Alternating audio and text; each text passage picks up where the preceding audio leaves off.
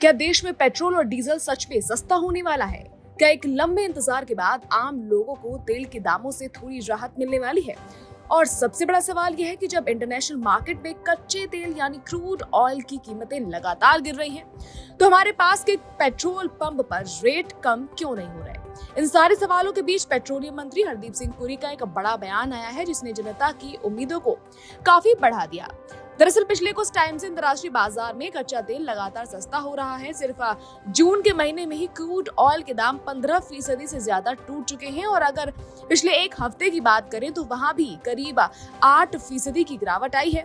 अब आमतौर पर होता क्या है कि जब कच्चा तेल सस्ता होता है तो सबको उम्मीद होती है कि पेट्रोल डीजल के दाम भी घटेंगे, लेकिन इस बार ऐसा कुछ देखने को नहीं मिला। इसी बात पर पेट्रोलियम मंत्री हरदीप सिंह पुरी ने एक बड़ा संकेत दिया। उन्होंने कहा कि अगर कम कीमत पर खरीदा गया ये सस्ता कच्चा तेल भारतीय रिफाइनरियों तक पहुंच जाता है, तो आने वाले दिनों में आपका पेट्रोल डीजल के दामों में कटौती देखने को मिल सकती है। उत्तर प्रदेश के सोनभद्र में एक प्रेस कॉन्फ्रेंस के दौरान हरदीप सिंह पुरी ने समझाया कि असल में इसके पीछे की वजह क्या है। उन्होंने बताया कि जो हमारी ऑयल मार्केटिंग कंपनियां हैं वो अभी भी उस पुराने कच्चे तेल को प्रोसेस कर रही हैं, जिसे पहले महंगी कीमतों पर खरीदा गया था।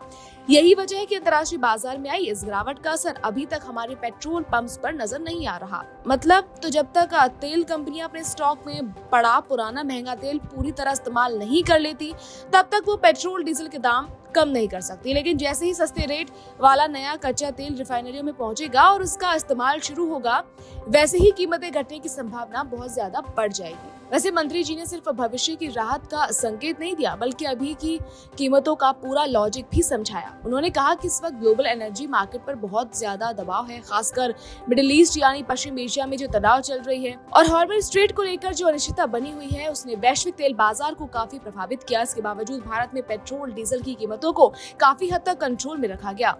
पुरी ने यह भी याद दिलाया कि मोदी सरकार ने पिछले कुछ सालों में कई बार एक्साइज ड्यूटी घटाकर जनता को राहत देने की कोशिश की है। नवंबर 2021 और 2022 में केंद्र सरकार ने पेट्रोल डीजल पर लगने वाले टैक्स में कटौती की थी। सरकार का दावा है कि इन फैसलों की वजह से प्रति लीटर लगभग 10 रुपए का एक्स्ट्रा बोझ सरकार ने खुद अपने कंधों पर उठाया। मंत्री जी ने एक और बड़ा दावा किया। उन्होंने कहा कि संयुक्त राष्ट्र के 193 देशों की तुलना में भारत में पेट्रोलियम प्रोडक्ट्स के दाम बहुत कम बढ़े हैं। उनके मुताबिक अगर जापान को छोड़ दें तो भारत उन देशों में शामिल है जहां ईंधन की कीमतों में सबसे कम बढ़ोतरी हुई है। लेकिन दूसरी तरफ आम लोगों की चिंताएं भी कम नहीं हो रही हैं। हाल के महीनों में मिडिल ईस्ट के तनाव ने तेल बाजार को अस्थिर कर रखा है, और जैसा कि हम जानते हैं कि जब भी वहां कोई भू राजनीतिक संकट खड़ा होता है, उसका सीधा असर तेल की कीमतों पर पड़ता है। और तेल महंगा होने का मतलब सिर्फ गाड़ी का ईंधन महंगा होना नहीं है, इससे ट्रांसपोर्टेशन, लॉजिस्टिक्स और खाने पीने की चीजों समेत लगभग हर सेक्टर पर असर पड़ता है। एक्सपर्ट्स का कहना है कि तेल कंपनियों पर भी इस वक्त भारी दबाव है। एक तरफ कच्चे तेल के दामों का उतार चढ़ाव है, तो दूसरी तरफ डॉलर के मुकाबले रुपए की स्थिति भी कंपनियों की लागत को प्रभावित कर रही है। ऐसे में कंपनियों के लिए अपना मुनाफा बचाए रखना कोई आसान काम नहीं है। अब अगर मौजूदा रेट्स की बात करें तो देश के बड़े महानगरों में फिलहाल कोई नया बदलाव नहीं हुआ। दिल्ली में पेट्रोल करीब 102 रुपए और डीजल 95 रुपए प्रति लीटर के आसपास चल रहा है। कोलकाता में पेट्रोल 113 रुपए के पार है और डीजल लगभग 100 रुपए लीटर।